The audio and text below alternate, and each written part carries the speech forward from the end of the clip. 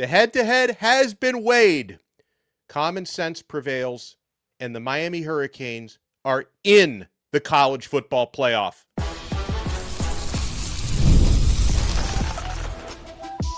You are Locked On Canes, your daily podcast on the Miami Hurricanes, part of the Locked On Podcast Network, your team every day.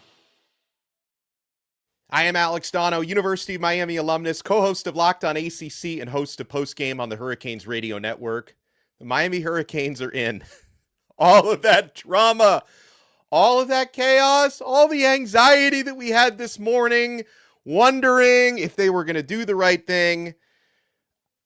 I am still beyond belief that Miami actually makes this college football playoff. Thank you so much to the everydayers for making Locked On Canes your first listen. We're available free wherever you get your podcasts. We're free on YouTube. We're part of the #1 Locked On Podcast Network, your team every day. Today's episode is brought to you by Gametime. Download the Gametime app, create your account, and use code LOCKEDONCollege for $20 off your first purchase.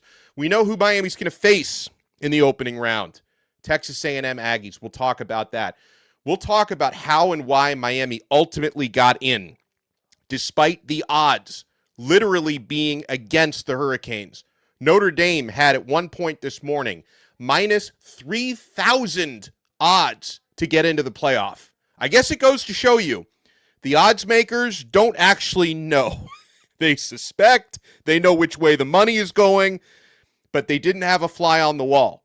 They didn't have a spy in the room because ultimately, folks, and this is honestly the shocking thing about it, I thought, if anything, based on the way the odds and the dialogue was going here on Sunday morning, that Notre Dame and Miami would probably both get in and that maybe they would actually penalize Alabama for getting steamrolled in the SEC championship game.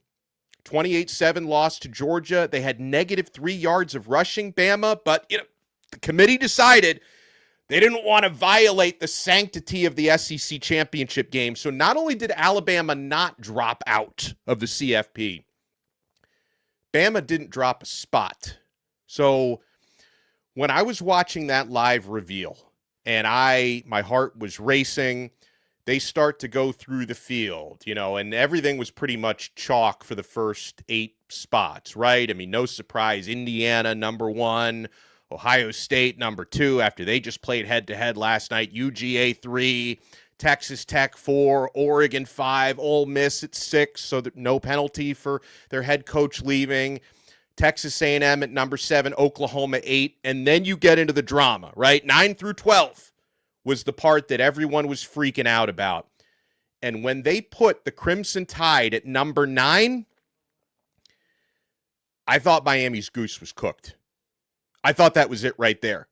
That if Alabama was going to be #9, that they were going to leave Notre Dame at 10, and Miami, who needed to be top 10, were going to be on the outside looking in. That's how I thought that was going to play out in the moment. That's how I thought it was going to happen, okay? Because we had heard Heather Dinich, ESPN college football playoff reporter, had reiterated it this morning before the reveal that, you know what? In all the talks the committee had, they were really measuring Notre Dame against Bama. They weren't really weighing Notre Dame against Miami, despite all the head-to-head and common opponent factors. But you know what, folks? They did.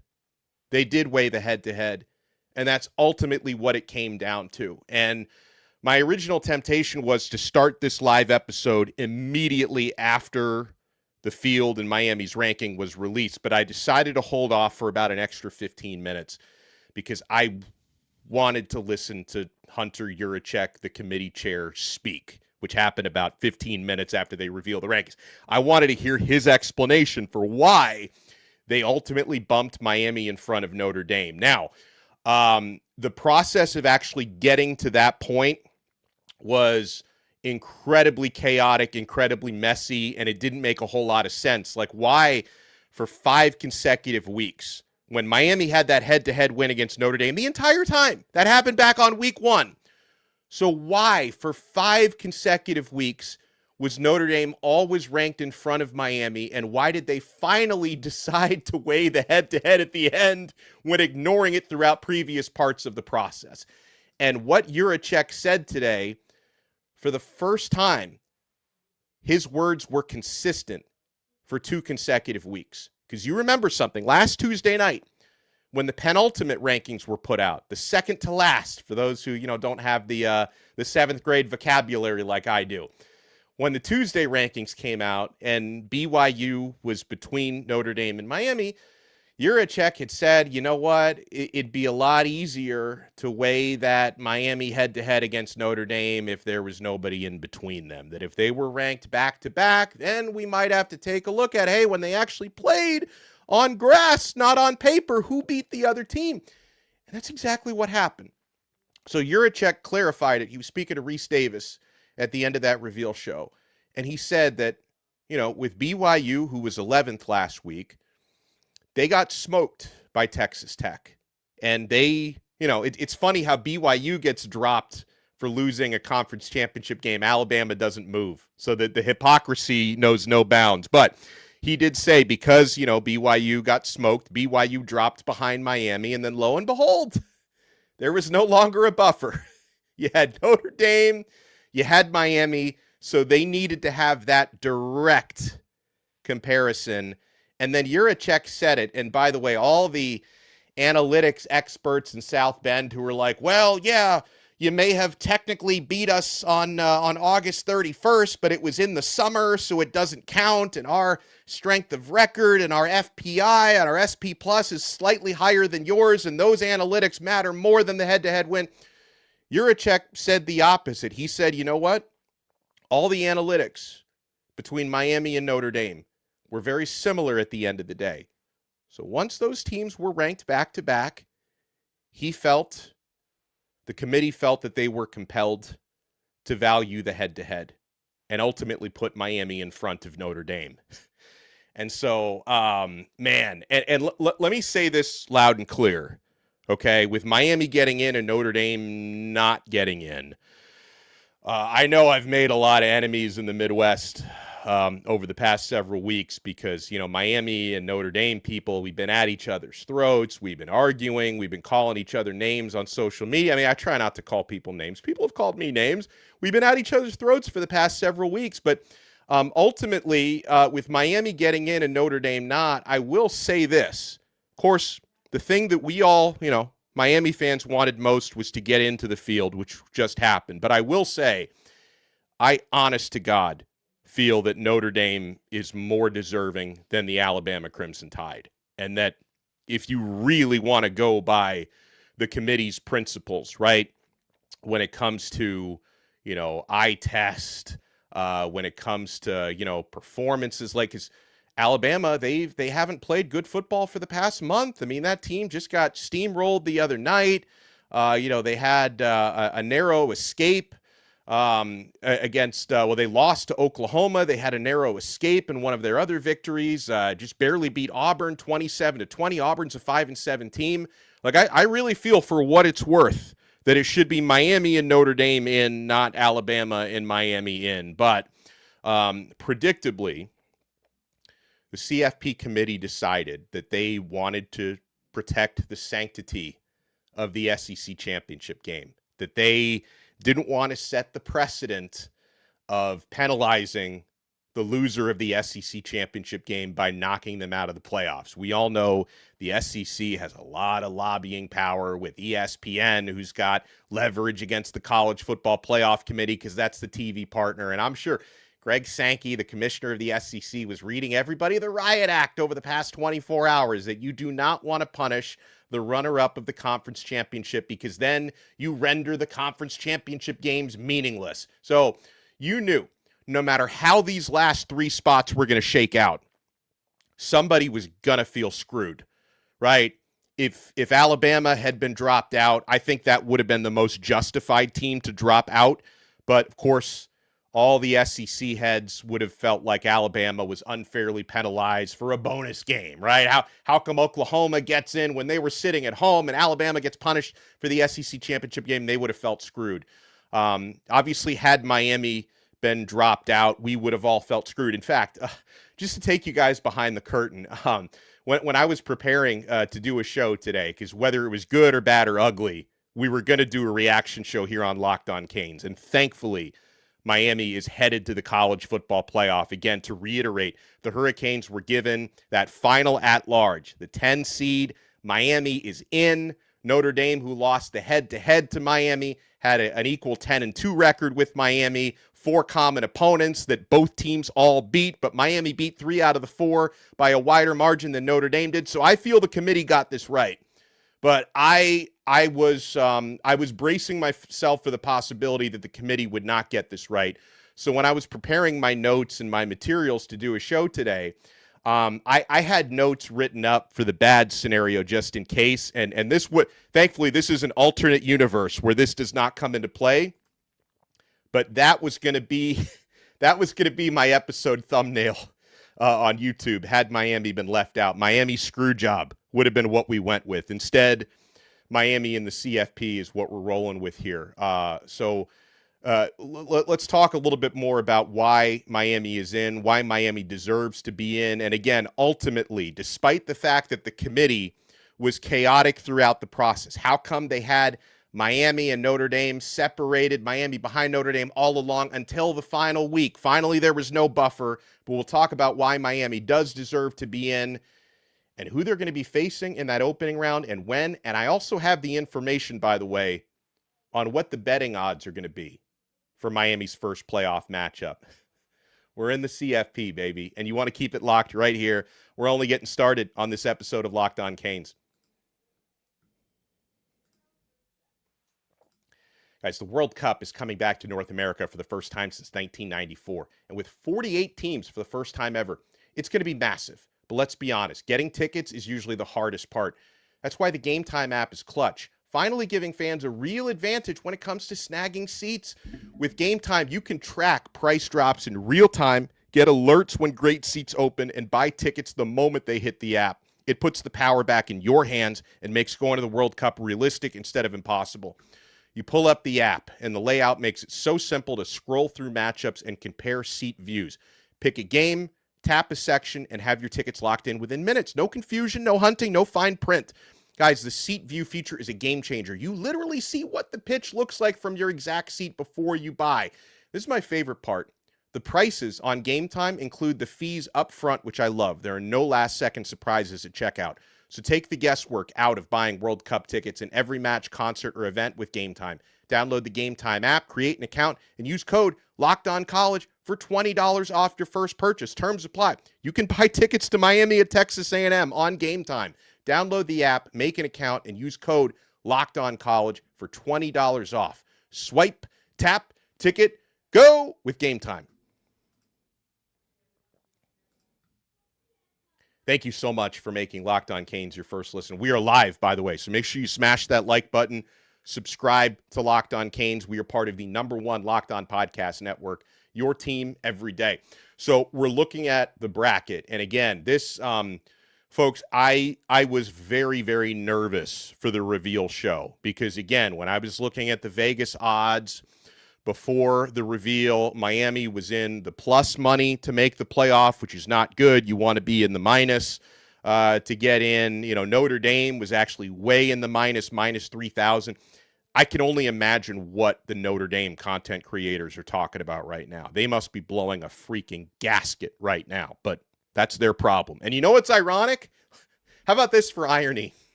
You know, for the past month or so, since I've really been lobbying in Miami's favor, and you know, obviously I'm an alum and I cover Miami, but I also lobby in favor of common sense, right? Because again, you're talking about teams with a head-to-head that Miami won, same record, 4 common opponents.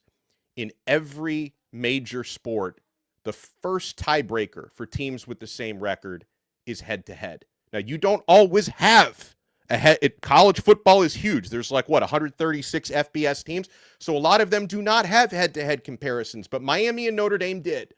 So I have been, for the past several weeks, lobbying in favor of common sense. And for irony's sake, a lot of the replies that I've been getting over the past several weeks from people with the Shamrocks in their bios, the Notre Dame fans, I've been getting a lot of, yeah, shut up. Miami's going to be out. Enjoy the Pop-Tart Bowl again. You know, it's funny. Notre Dame is likely going to end up in the Pop-Tart Bowl. So how about them apples? And I'll reiterate, I think, honestly, if we're going to do this the right way, Miami and Notre Dame should both be in, and Alabama should be the one that's out. But you're looking here at the opening round bracket. And by the way, this particular, I have this on the screen from ESPN for the people who are watching the YouTube version. So obviously I'll describe this for the audio listeners. The one that I have up here does not have the dates and times next to the games, but I can tell you that 10 seed Miami at 7 seed Texas A&M. Miami's going to go to College Station to play there, 12th man and all that. It's going to be a great atmosphere. That game is going to be December 20th at 12 noon. So we got a high noon showdown against the Aggies. That's when that game is going to happen. And also, I have the information according to FanDuel, the official sports betting partner of Locked On. Miami is a 3.5-point underdog at College Station, that tells me they think it's going to be a close matchup, right? I mean, on the road at a tough environment, you usually would get about 3 points. So it's basically a pick'em game in the eyes of Vegas. So they're expecting a close matchup. And honestly, I am perfectly content with Miami's chances. I think if the Hurricanes play the type of football that they played for the final month of the season, you show up and play the way that you played against Pittsburgh, where your defense is smothering, where you're winning battles at the line of scrimmage, and your offense is explosive and has variety, because Carson Beck was playing his best ball, has been playing his best ball for the final month of the year. You're going to absolutely have a shot to beat Texas A&M. Now, I don't know what the next, 2 weeks of practice are going to be like for the Aggies, but when Miami finished their season on a high note playing their best football, that wasn't the case for Texas A&M. We all know they lost to Texas in their final regular season game. They missed out on the SEC championship game. They had a scare against a not very good South Carolina team a couple weeks prior to that. So Miami comes into this one playing their best football of the season. For Texas Tech, that's not been the case, but obviously an uber-talented team. Mike Elko, their head coach, knows what he's doing. We're going to be at College Station. That atmosphere is going to be crazy there. So we know it's going to be a tough game, but the odds makers putting Miami at plus 3.5 feel like the Hurricanes have a chance. I absolutely feel like Miami has a chance.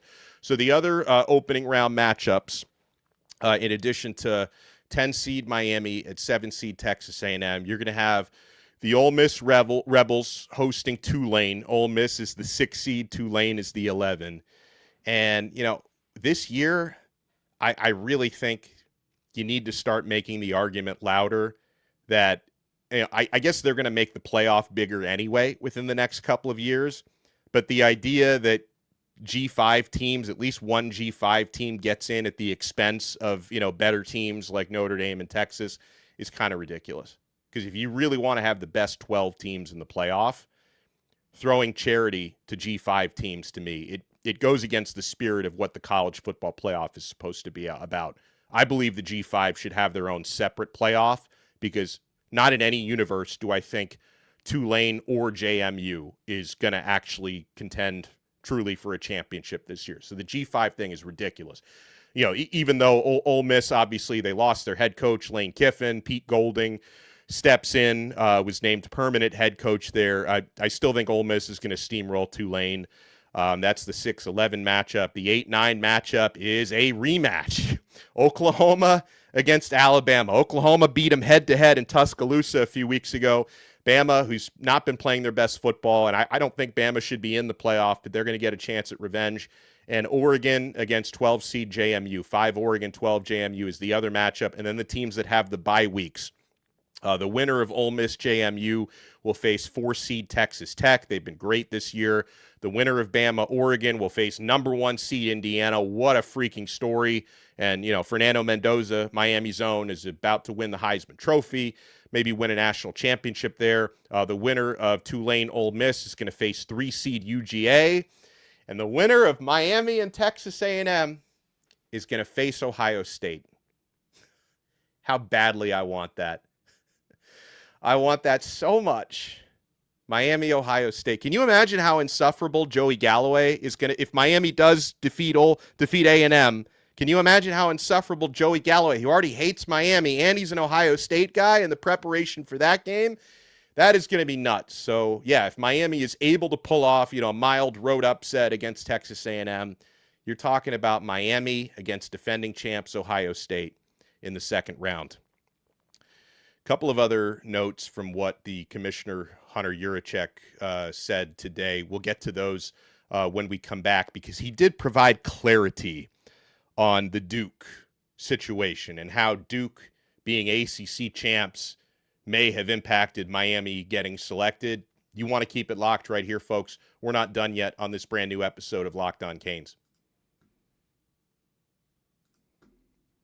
We're certainly not done with Omaha Steaks. In fact, I want to put an Omaha steak on the grill tonight to celebrate Miami in the playoffs. The holidays come with two big goals: feeding people well and finding gifts they'll actually love. And when you want both handled in one move, Omaha Steaks is the way to go. From hosting to gifting, they deliver the world's best steak experience right to your door. Because during their Sizzle All the Way sale, I love that, Sizzle All the Way, you could stock up and save in a huge way. 50% off site-wide at omahasteaks.com. And it gets even better. Locked On College listeners get an extra $35 off with code COLLEGE at checkout. Folks, I love how easy it is to gift Omaha Steaks. It shows up frozen, it's packed beautifully, it's ready to cook. Steaks are perfectly aged and insanely tender. It's restaurant level right at your home. It's holiday magic made easy. Order by 6 p.m. Eastern time and it ships the same day. Save big on gourmet gifts and more holiday favorites with Omaha Steaks. Visit omahasteaks.com for 50% off site-wide during their Sizzle All the Way sale. And for an extra $35 off, use promo code COLLEGE at checkout. Terms apply. See site for details. That's omahasteaks.com, code COLLEGE. Thank you so much for making Locked On Canes your first listener, for making the Locked On Podcast Network #1. So, I think moving forward, the College Football Playoff Committee, do they have to go on TV every Tuesday night for the Dog and Pony Show? Because they basically set themselves up with all of the inconsistencies. I believe in the case of Miami, I think they got it right in the end. And I stand by that, folks. Logic, common sense. The Miami versus Notre Dame debate. 10-2 records, 4 common opponents, a head-to-head that Miami won. I believe logic and common sense prevailed here. But the inconsistencies of them having Notre Dame ranked higher the entire time until the last day, I thought they botched the Alabama thing. I mean, to keep Alabama at number 9 after getting smoked in the SEC championship game. And they contradicted themselves, guys, because they penalized, and rightfully so, they penalized BYU for getting blown out by Texas Tech, which I thought was the right way to handle it. They dropped behind Miami because of that. But Alabama, same day, same channel on TV, got beaten up by Georgia, and they didn't move down a spot for that. So I thought the committee botched the Alabama-Notre Dame thing. I did think they got it right with Miami being in because of the head-to-head for Notre Dame. But, I mean, honestly, do they have to go on every Tuesday and embarrass themselves just to change it up at the last minute? The reason why they do it that way, why they go on TV every single week, is basically because the ESPN pays so much for the CFP rights. It's such a big media contract that they need to milk it with programming every single week. So maybe they need to find a better way to present that on TV, because honestly, Hunter Yurachek and whatever the guy's name from Baylor who preceded him as committee, I already forgot that dude's name, the previous chairman, they all came off looking like fools on TV every single week. So, maybe you change the way you present that on TV moving forward. So the committee chair was asked, and this was something we had kind of discussed last couple of days on Locked On Canes, the fact that Duke, 5-loss Duke, won the ACC championship game. And, they didn't get a bid because they were not one of the 5 highest-ranked conference champions. Did that create a situation where the committee was going to show sympathy for Miami in order to throw the ACC a bone? Right? That was a possibility that Josh Pate of On3 and ESPN had brought up. Joel Klatt of Fox Sports had brought that up, that, hey, maybe if Duke wins the ACC championship, that gives Miami a better chance to get in because they're not going to want to leave out the ACC completely. Reese Davis asked Juracek flat out that question, that did Duke winning, did that weigh your decision to put Miami in? And he flat out said no, that was not a data point that they used, that they elevated Miami strictly because of the head-to-head with Notre Dame and that finally becoming a factor because they were ranked back-to-back. So Juracek denied. Like he said, Miami is not in because the ACC champion is not in. So, I mean, I don't know what kind of conversations they're having in Durham today. I mean, not that they should feel like they deserve to be in because, again, like Duke was able to get into the ACC championship because of an antiquated tiebreaker process that doesn't make any sense when you have 17 teams in your conference because most of these teams didn't play each other. And Duke, with only 2 conference losses, but 5 total losses. They lost to UConn. They lost to Tulane. They lost to Illinois, who was ranked at the time, but they got blown out by Illinois. Like, Duke is in no way, shape, or form a playoff caliber team, but they did win the ACC. The ACC commissioner, like Jim Phillips, got bailed out by the fact that Miami is able to get in as an at-large. Because if the committee didn't decide to suddenly weigh the head-to-head, the ACC would all be sitting at home in the CFP, and the commissioner might as well be writing his letter of resignation right now. But he gets bailed out. He gets bailed out to play another day, man. Oh, man. Yeah, somebody writes in, Kentish Pilgrim, Manny Diaz and Duke, they know they didn't deserve it, which is why they weren't watching the results show. Yeah, I don't think that they had any illusions that they were going to get in. I don't. So let's see, anything else the commissioner said today or the CFP chair said today that would be useful? You know, he said they had their debate on the 9-10 or the 8-9, what was it, the 9-10-11, the debate between Bama, Notre Dame, Miami. He said they had their debate into the early morning hours, like 2 a.m. this morning. They were debating it.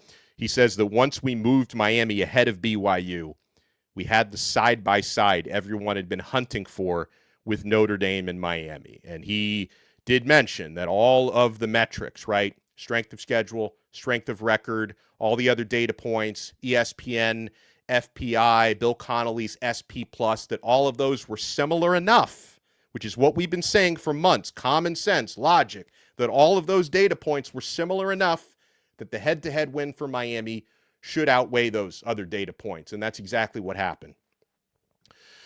All right, so again, let's take another look at this bracket here, folks. The Miami Hurricanes, 10 seed, are going to face Texas A&M, 7 seed. That's going to be December 20th at 12 noon, College Station, Texas. So that's one of those, home teams hosting a playoff game in the first round. And, you look at, again, another reason why Miami gets into this college football playoff is playing their best football for the past month to go along with that 10-2 record. Miami brings into this CFP a top 10 defense by every metric, the 7th-ranked rushing defense in the country. And offensively, Miami has a top 20 offense now, the way they were able to finish the season strong. America, the world, will get to watch Malachi Toney in the postseason. One of the most electrifying players in the country. Malachi Toney, a guy who's got, he's closing in on 1,000 receiving yards. He's probably going to get that once you get into that first playoff game. He's got, over 1,200 total yards this year. He runs, he catches, he throws passes. The true freshman sensation, who I believe Toney is going to be on the short list of top Heisman contenders for next year. You get to see another game, at least one more game, hopefully 3 or 4 more games for Carson Beck at the University of Miami. Beck finished his season incredibly strong. I know he had the ups and downs, the downs in the middle of the year, didn't play well against Louisville especially, but Beck was able to bounce back. He was playing his best football at the end of the year, and Miami is at their healthiest, with the exception of Keontae Scott, who I don't want to speculate, but I don't think he would be back for the playoffs, Miami's nickel corner, but Bryce Fitzgerald has stepped in for him greatly. Everybody else is healthy. The defensive line is healthy now. David Blay and Ahmad Moten are both healthy. We get to see Ruben Bain and Akeem Mesidor again, because guess what? If Miami didn't get in the playoff, if they were in a regular bowl game, you would not fault Bain and Mesidor for opting out to get ready for the NFL draft. Now they get to play for a championship, right? You've got Again, most of Miami's defensive secondary is healthy, including Jacoby Thomas, who's been one of the best players in the country this year. His 4 interceptions. Bryce Fitzgerald has 4 interceptions. Miami has been very solid this year on special teams. This is a dangerous football team, folks. And I'll say this again, that, yeah, Miami is able to sneak in this year at 10-2. They missed out at 10-2 last year, but this 10-2 is so much better than last year's 10-2. Much tougher schedule this year, including a signature win against Notre Dame, which ultimately made the difference in Miami getting in. You didn't have a win like that last season. And this season, unlike last year, Miami doesn't have any flaws, right? It's not to say the team is perfect, but they don't have any flaws. Last year, the defense was a major weak point, right? Anybody could have looked at Miami last season and said, gosh, I just don't know if that defense is college football playoff worthy, and I couldn't have argued it. This year, obviously, the defense is. They're one of the best in the entire country. That's why our guy Corey Heatherman is a semifinalist, soon-to-be finalist for the Broyles Award. The offense is, not quite as explosive as last year, but it's balanced. And Miami is better on the line of scrimmage this year than they were last year. And they were good on the line of scrimmage last year, but this year they're unstoppable. Right? And by the way, I just got a note from Larry Bluestein, our boy Blue. He says, and I don't think he's happy that Alabama got in. He says Alabama's last 5 FBS games, they beat 4-8 South Carolina by 7. They beat 7-5 LSU by 11. They lost to Oklahoma at home. They beat 5-7 Auburn by 7, and they lost to Georgia by 21. They haven't beaten a current top 25 team in 63 days, he said. So again, Notre Dame shows. I'm going to check. I'm going to do a wellness check on my guy, who I love, by the way. Tyler Wojciak from Locked On Irish is awesome. And we did a crossover episode before week 1. I'm going to do a wellness check on my guy, Tyler. And I'm wondering if, the Notre Dame people, are they focusing their anger on Miami, or are they focusing their anger on Alabama and the SEC, which is probably what they should be focusing on. Because I think Miami and Notre Dame should have both been in, and Bama should have been out, in my opinion. I want to thank you all so much. And, by the way, also, somebody mentioned, not only did Alabama do all of those things, 904 Hurricane writes in, and they lost to FSU, or FS-Poo, as he calls them. So there's also that. They lost to FSU, who Miami beat. Folks, thank you so much for being here. This was a fun live episode of Locked On Canes. Make sure you smash that like button, subscribe on Apple Podcasts, Spotify, wherever you get your pods. And we're going to have a lot of fun over the next couple of weeks in the build-up for this one. On December 20th at high noon, the 10-seed Miami Hurricanes in the college football playoff are going to go to College Station, Texas, home of the 12th man, and they're going to take on the 7-seed Texas A&M Aggies. A talent-rich matchup, a huge game, and the winner of that game is going to take on the defending champ, Ohio State, in the next round. Doesn't get any better than this. Smash that like button and subscribe. And by the way, folks, we are one day before. We're going to be making a huge, huge announcement for Locked On Canes tomorrow.